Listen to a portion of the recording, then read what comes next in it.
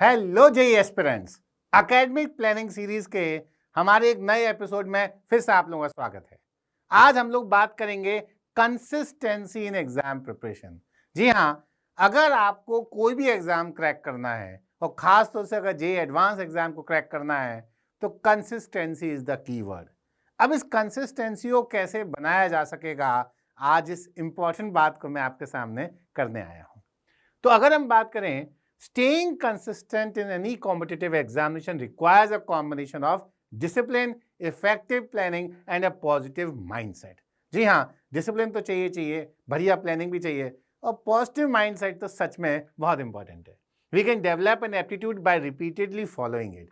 तो क्या होता है, अगर हमें कंसिस्टेंसी चाहिए तो डिसिप्लिन को फॉलो करने का हमें मन बनाना पड़ेगा, स्ट्रॉन्ग डिटर्मिनेशन करनी पड़ेगी और इसको बार बार फॉलो करेंगे उसी डिसिप्लिन को, इफेक्टिव प्लानिंग बनाने को बार बार करेंगे और साथ में एक पॉजिटिव माइंडसेट लेके चलेंगे। मैं आपको बता रहा हूँ कंसिस्टेंसी खुद ब खुद आ जाएगी। If you want to crack JEE then you have to enjoy the journey of preparation. Actually सबसे इंपॉर्टेंट कहानी तो यही है, किसी भी आप प्रोसेस को जब तक एंजॉय नहीं करेंगे तो रिजल्ट्स कभी भी आपके लिए पॉजिटिव आसानी से नहीं हो सकते। तो ये बड़ी सिंपल सी बात है, आपको कैसे अपनी जर्नी को एंजॉय करना है, आज इसके बारे में हम जानेंगे। Fix your daily schedule. बच्चों, आपको अपना डेली शेड्यूल को फिक्स करना ही पड़ेगा। कितने बजे सोना है, कितने बजे खाना है, अगर आप स्कूल जाते हैं तो स्कूल जाना, क्लासेस ले रहे हैं कहीं क्लासेस जाना, सेल्फ स्टडिंग आवर्स, ये सब बहुत इंपॉर्टेंट है। जब तक आपने ये फिक्स नहीं किया आप आगे बढ़ेंगे उसका खास फायदा नहीं होगा। सेट रियलिस्टिक गोल्स, डेली के टारगेट्स बनाने पड़ेंगे। भैया आज मुझे यहाँ से इस चैप्टर के इतने क्वेश्चंस करने हैं, आज मुझे ये सारा रिवाइज करना है, दिस इज अ मस्ट। अगर आपने रियलिस्टिक गोल्स नहीं बनाए तो मैं आपको बता रहा हूँ इसके दो नुकसान हैं। पहली बात, या तो गोल्स ही नहीं बनाए तो आपका दिन में कई बार कितनी बार टाइम वेस्ट होगा आपको पता भी नहीं चलेगा। अगर गोल्स बना लिए वो रियलिस्टिक नहीं है, फॉर एग्जाम्पल आपने बहुत छोटा टारगेट रखा तो उससे कोई फायदा नहीं होगा। आपने बहुत बड़ा टारगेट रख दिया, वो अचीव ही नहीं हो पा रहा तो उससे आपको कभी भी बहुत ज्यादा अचीवमेंट की फीलिंग नहीं आएगी। जैसा आप बढ़िया कर सकते हैं उससे कुछ 10-20% ज्यादा का अपना एक बार रेस करके रखिए। ठीक है, मतलब आपको लगता है कि आप इतने क्वेश्चन इतने समय में कर सकते हैं, ठीक है, उससे 10-20 क्वेश्चन ज्यादा का टारगेट बना के चलिए और पूरा दिन बढ़िया जाएगा आपका। Prioritise your work. आपको हमेशा ये सोचना पड़ेगा कि जो भी आप काम कर रहे हैं उसको प्रायोरिटाइज करके करें। मतलब ऐसा हो, फॉर एग्जाम्पल आप कहीं क्लासेस लेते हैं, वहां पे आपको होमवर्क मिला, आपको डाउट्स भी पूछने हैं नेक्स्ट क्लास में, अगर आपने राइट टाइम पे होमवर्क नहीं किया, कुछ और करने लगे तो वो चैप्टर आपके हाथ से निकल जाएगा। या दूसरी बात, मान लीजिए आपका स्कूल में एग्जाम है, ऑब्वियसली आपको उसके लिए उस समय ज़्यादा पढ़ना पड़ेगा, या फिर कुछ भी टेस्ट आने वाला है तो आपको उसकी प्लानिंग करनी ही पड़ेगी। You have to prioritise your work. Regular revision. मैं आपको बताऊं, रेगुलर रिवीजन से ही हम अपनी इस प्रिपरेशन को एंजॉइंग बना सकते हैं। हमें बात बात पे किसी चैप्टर को वापस से रिवाइज करना पड़ेगा। धीरे धीरे करते करते आपका जो सिलेबस आप पढ़ रहे हैं इतना बड़ा हो जाता है कि आप 1-2 दिन पहले तो उसकी तैयारी के लिए बहुत खास कर ही नहीं पाते। आप खुद सोचिए, जेई एडवांस एग्जामिनेशन देने जाना है, सपोज कल पेपर 1 पेपर 2 दोनों हैं, फिजिक्स केमिस्ट्री मैथ्स में टोटल अगर मैं कुछ नहीं भी सोचूं तो कम से कम 90 to 100 चैप्टर्स हैं। नाम भी केवल लेंगे तो भी 15 मिनट लग जाएंगे। सोचिए एक दिन पहले कितना कर सकते हैं।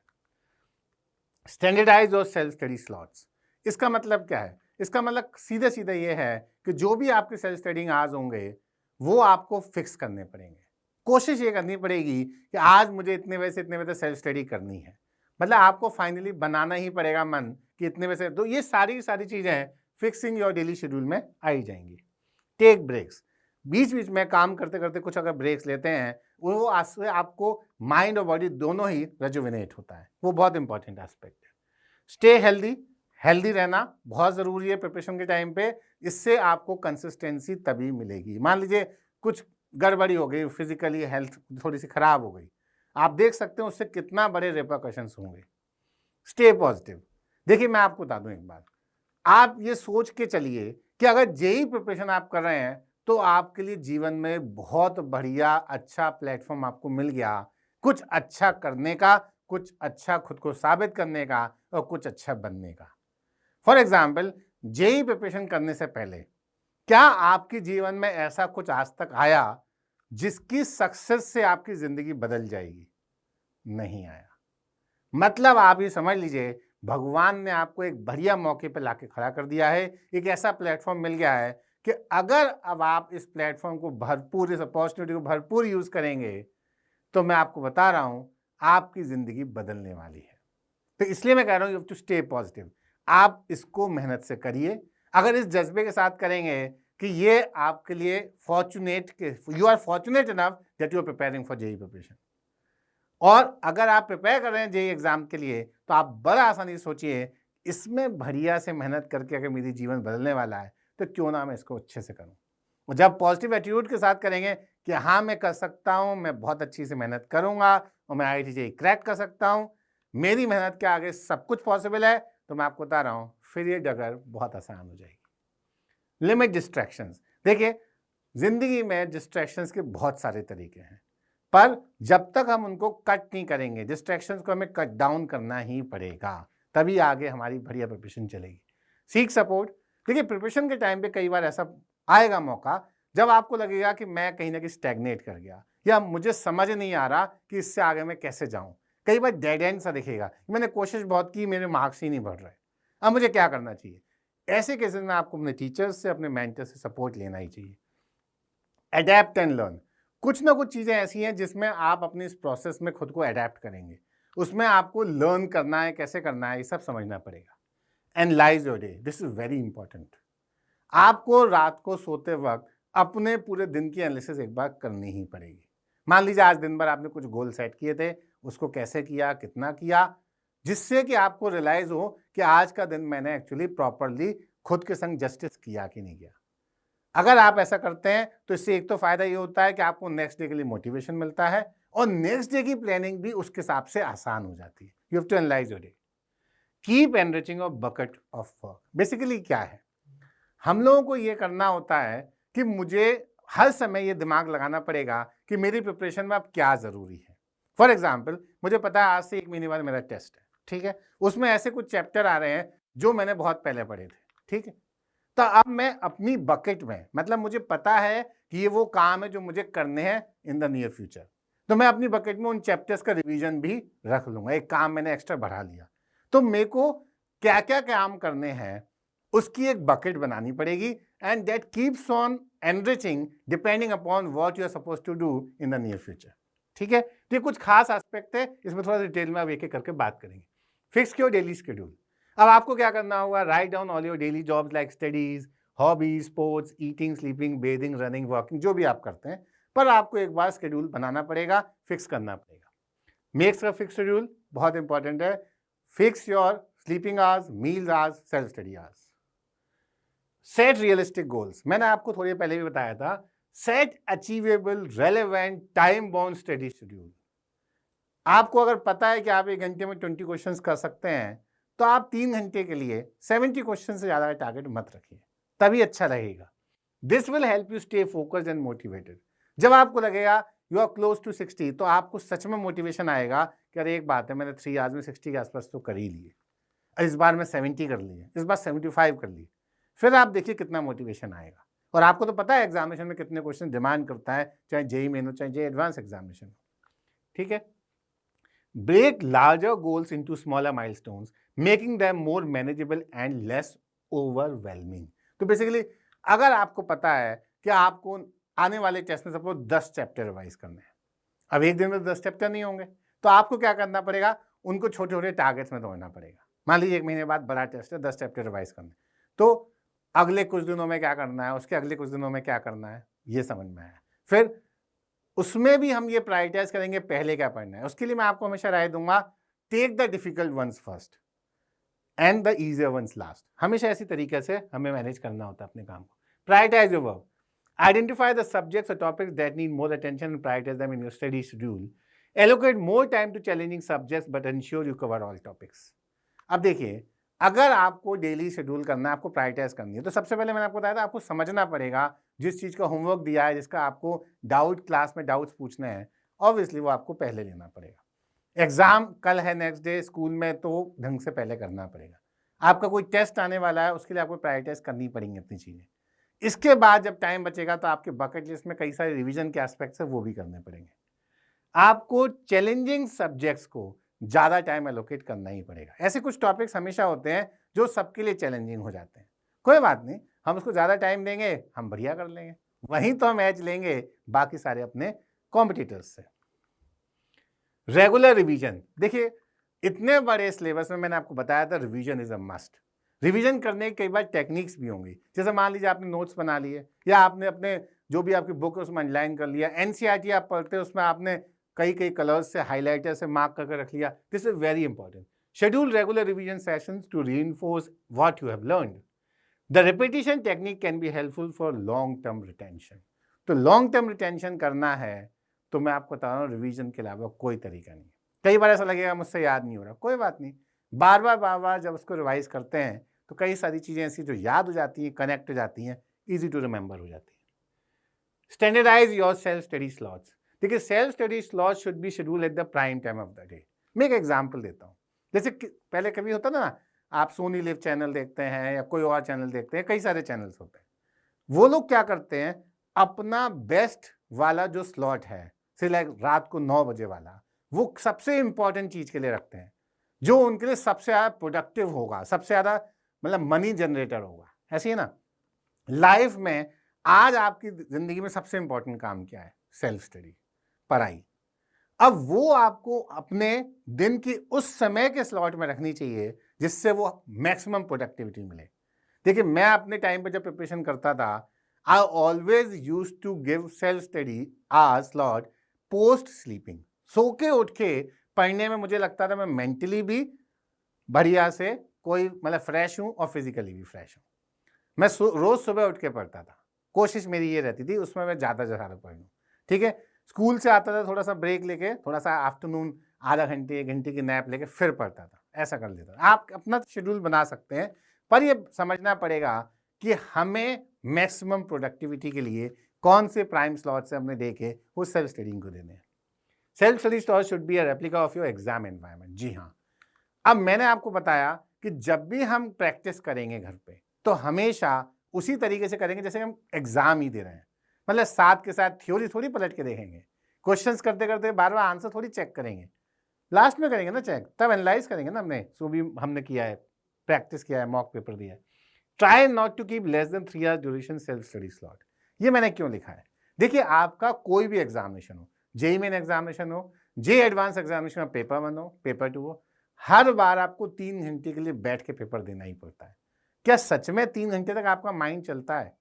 कई सारे बच्चे इस रेस में, इस कॉम्पिटिटिव एग्जामिनेशन इसलिए पिछड़े आते हैं कि 2 घंटे के बाद तो उनका माइंड ही चलना बंद हो जाता है। इतना मुश्किल हो जाता है उनके क्वेश्चंस को समझना, उसको एनालाइज करना, उसको आंसर करना। वो कहते हैं सर लास्ट के क्वेश्चन ज़्यादातर गलत हो गए, क्योंकि हमने घर बैठ के 3-3 घंटे कभी सेल्फ स्टडी ही नहीं की।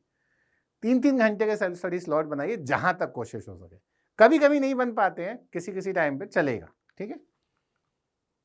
Take break. It's normal for human being to take break between tedious and brain investing task. इसमें कोई डाउट ही नहीं है, अगर आप पढ़ाई कर रहे हैं तो कुछ तो ब्रेक्स बीच में चाहिए। लिक्विड ले लीजिए, फॉर एग्जाम्पल नींबू पानी पी लीजिए। बीच में पानी पीने से भी मैं देखा कई बार बड़ा मजा, मतलब अच्छे से दिमाग चलता रहता है। Plan short breaks during your self study sessions to avoid burnout. Taking breaks improves learning ability and relaxes the mind. Stay healthy. Get enough sleep with fixed sleeping schedule.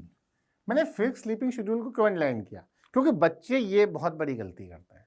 आज तो मन करा भैया रात के मैं 12 बजे तक पढ़ा, 2 बजे तक पढ़ा, अरे मैं 3 बजे तक पढ़ा, और नेक्स्ट डे अरे आज मन नहीं कर रहा, आज 10 बजे सो जाता है। बायोलॉजिकल क्लॉक ही सेट नहीं हो पाएगी। आप जो भी फिक्स कर रहे हैं अपने डेली शेड्यूल, उसको स्लीपिंग आवर्स को, मील्स आवर्स को तो आपको फिक्स करना ही पड़ेगा। Maintaining a balance diet with fixed meal schedule, मतलब आपका रोज का सोने का समय, खाने का समय फिक्स करिए, जिससे कि आपकी बॉडी की बायोलॉजिकल क्लॉक सेट हो जाए, बॉडी बढ़िया से रिस्पॉन्ड करे, आपकी बढ़िया प्रोडक्टिविटी बने काम करते वक्त, ठीक है। स्टे हाइड्रेटेड, मैंने बोला ना कुछ पीते रहना, नींबू पानी, पानी सिंपल, कुछ भी, जिसको चाय कॉफी पसंद है वो भी कुछ भी कर सकते हैं। Incorporate regular physical exercise in your routine to keep your energy level up. कुछ ना कुछ फिजिकल एक्सरसाइज आपको डेली करनी चाहिए, सुबह करें, शाम करें, 15 to 20 मिनट्स करें तो भी चलेगा। कुछ लोग मेडिटेशन करते हैं, मैं आपको बता रहा हूँ बहुत बढ़िया कंसंट्रेशन के लिए। Develop a positive mindset and believe in your ability to succeed. देखो एक बात समझ लीजिए, आपको ये मानना ही पड़ेगा कि आपने तैयारी की है तो आपका सिलेक्शन श्योर है। बस जो हमने बताई है बातें अगर आप फॉलो करेंगे, मैं हर बच्चे को दावे के संग कह सकता हूँ उसका सिलेक्शन श्योर है। जो अब तक हुआ उससे बहुत फर्क नहीं पड़ता जीवन में, पर जो अब होने वाला है उसके लिए आपकी अभी की मेहनत बहुत ज़्यादा मायने रखती है। मतलब आपको डे वन से एक ड्रीम देखना चाहिए कि भैया मुझे कुछ भी करके ये आईआईटी में ये डिपार्टमेंट में मुझे जाना है और फाइनली उसके लिए लग जाइए। There is no looking back, चलते जाएंगे, हमेशा अपनी मंजिल को पाएंगे। Celebrate small victories and progress. इसका मतलब क्या है? देखिए कभी कभी क्या होता है, हमारे टेस्ट में अच्छे नंबर आए, we should be happy about it. हमारे स्कूल में अच्छे नंबर आए, किसी टीचर ने क्लास में शाबाशी दी, we should be happy about it. हमें अपने आप को हमेशा प्रफुल्लित रखना है। कभी कभी इतनी सी बात पे भी खुश हो सकते हैं कि आज मैंने जो डेली टारगेट रखा था, जो मैंने आज का गोल सेट किया था, वो मैंने बढ़िया से कंप्लीट कर लिया, आज मजा आ गया। बोल सकते हैं मम्मा आज पता है आपको जो मैंने सोचा ना सारा बढ़िया से कर लिया। पता है आज स्कूल में मुझे अप्रिशिएट किया गया। पता है आज जहाँ मैं पढ़ने जाता हूँ वहाँ पे सच में मुझे सर ने बहुत अप्रिशिएट किया। किसी ने आंसर नहीं बताया, मैंने ही आंसर बता दिया। प्रफुल्लित करने के लिए बहुत छोटी बातें इंपॉर्टेंट हो जाती है। There is never a wrong time to do the right thing. मैं ये बहुत इंपॉर्टेंट लाइन है इसलिए मैंने हाईलाइट की हुई है। कई बार हमें लगता है यार ये चीज़ है मैंने रटी नहीं है इसलिए मुझसे अच्छे से नहीं होती, तो कब करेंगे? मैंने लिखा ना there is never a wrong time to do the right thing. कितना भी लेट हो गए हो करते करते प्रिपरेशन में, अगर आपको पता है कि कोई ऐसी चीज़ है जो ड्रैग कर रही है आपके प्रिपरेशन में, तो फटाफट उसकी रेमेडी को करिए। जब भी करेंगे वही सही समय है। Everyone can find a solution to this problem. ये ऐसी चीज़ है जो मैंने अपनी लाइफ में सीखी है। अगर आप जीवन में किसी भी समस्या से जूझ रहे हैं, मैं आपको बता रहा हूँ, एक बार आपको पता लग जाता है समस्या क्या है, 50% तो वैसी आधी रह जाती, मतलब बिल्कुल डायल्यूट हो जाती है। समस्या के गूढ़ में जाकर समझ गए कि समस्या क्या है, उसके बाद उसका सोल्यूशन निकालना आपकी ज़िंदगी में सबसे आसान आपके लिए, क्योंकि आप खुद को पहचानते हैं और आप परिस्थितियों को ज़्यादा पहचानते हैं। ठीक है, find a quiet limit distraction में, find a quiet and comfortable study space, every place has its own vibe. तो मैं आपको बताऊं, जैसे पहले के ज़माने में क्या होता था, ऋषि मुनि होते थे, वो जब मेडिटेशन करते थे उनकी एक जगह होती थी, वहीं करते थे, कहीं और कभी भी कहीं नहीं करते थे। उनका एक प्रॉपर प्लेस है। बल्कि और भी बताऊं, आप रोज़ सोते हैं रात को एक प्रॉपर प्लेस पे सोते हैं, रोज़ वहीं सोते हैं, वहीं नींद आती है। कहीं नई जगह जाते बोलते हैं अरे आज नींद नहीं आई ठीक से, यही होता है ना। यहाँ देखिए क्या है, आपको जब भी सेल्फ स्टडी करनी है, आपको एक बढ़िया एनवायरनमेंट बना के वहीं सेल्फ स्टडी करनी है। हर जगह का अपना एक पॉजिटिव टेम्परामेंट होता है, उसकी अपनी वाइब्स होती हैं। आप जहाँ पे सेल्फ स्टडी करेंगे वहीं पे आपकी बढ़िया कंसंट्रेशन की वाइब्स क्रिएट हो जाती है, जो बार बार आपको वहाँ पे हेल्प करती है। Turn off notifications on your phone. मैं तो कह रहा हूँ मोबाइल फोन वगैरह से दूर ही रहना है, कोई भी इलेक्ट्रॉनिक गैजेट्स वगैरह से दूर रहिए। Keep yourself away from social media. ये मैं क्यों कह रहा हूँ कि ये मेन डिस्ट्रैक्शन बनता जा रहा है। अरे थोड़ा सा टाइम की बात है, 1-2 साल की तो बात है, ज़्यादा क्या सोचना, उसके बाद तो बस जिंदगी है ना, कुछ नया और आएगा गैजेट तब एंजॉय करेंगे। Seek support. मैंने आपको साफ बोला था, if you face challenges don't hesitate to see guidance from teachers and mentors. कई बार ऐसा होगा प्रिपरेशन टाइम में आपको एक डेडलॉक मिलेगा, मतलब लगेगा ही नहीं कि मैं इससे कैसे बाहर आऊँ। कन्फेशन कर सकते हैं टीचर्स के आगे, सर मुझसे गलती हो गई, मैंने पिछले 5 महीने में ठीक से प्रिपरेशन नहीं की, अब मुझे बता दीजिए क्या करना है। मैं आपको वादा करता हूँ मैं डिसिप्लिन के संग, हार्ड वर्क के संग सब कुछ फॉलो करूँगा। ये कहने में कभी कोई कोताही नहीं बरतना। मैं आपको बता रहा हूँ, आपके टीचर्स, आपके मेंटर्स हमेशा आपके भले के लिए, चाहे आपको डांटे चाहे प्यार से बात करें, यही हैं जो सबसे ज़्यादा आपकी भलाई चाहते हैं। If you are not able to diagnose the problem then this is the right time to seek support. कई बार ये भी समझ में नहीं आता ना कि प्रॉब्लम कहाँ हो रही है, या मैंने फिर मेहनत की मेरे नंबर ही नहीं आ रहे, मैंने फिर से मेहनत की मेरे नंबर नहीं आ रहे, क्या हो रहा है, क्यों हो रहा है? अरे मेंटर्स किस लिए, टीचर्स किस लिए? जाइए उनसे मिलिए। Adapt and learn, when the going gets tough then the tough gets going. ये बहुत इंपॉर्टेंट लाइन है। मैं आपको बता रहा हूँ, जिंदगी में वो लोग हमेशा सफल होते हैं जो संघर्ष करते हुए परेशानी वाली, मतलब विपरीत परिस्थितियों में जो संघर्ष करते हैं, वही लोग सफल होते हैं। वो कहते हैं ना बड़ी मुश्किल है यार, अरे तो हम क्या कम मुश्किल चीज़ों का सामना करने वाले हैं? हम क्या कम टफ हैं? अगर सिचुएशन टफ हैं, उससे आज टफ तो हम हैं। When the going gets tough, then the tough gets going. Accept pressure and keep going. कुछ तो प्रेशर आएगा, जीवन तो संघर्ष है। मतलब एक सी मैं बोलूँ, जीवन का दूसरा नाम संघर्ष रख दिया जाए तो कोई बड़ी बात नहीं। मतलब ये सब चीज़ तो होंगी, उतार चढ़ाव आएंगे जीवन में, उसको एक्सेप्ट करना पड़ेगा। Keep going, don't be afraid of failures. ऐसा कई बार होगा कि आप दौड़ रहे हैं, बढ़िया से गिर गए, आपके मार्क्स नहीं आए, कई बार ऐसा हो सकता है, कोई बात नहीं, दोबारा से करेंगे। मेरे संग भी हुआ जीवन में, फिर खड़ा हुआ, फिर सब कुछ किया। Give positive reminders to yourself, give positive reminders. अगर आपका अभी समय ठीक नहीं चल रहा, आपको लगता है प्रिपरेशन उतना अच्छा नहीं कर रहे, तो आपको क्या बोलेंगे? अपना टाइम आएगा, अपना टाइम आएगा। मैं आपको सीरियसली बता रहा हूं, आपका टाइम जरूर आएगा। कोशिश करते रहिए, खुद को रिमाइंड करते रहिए। क्या?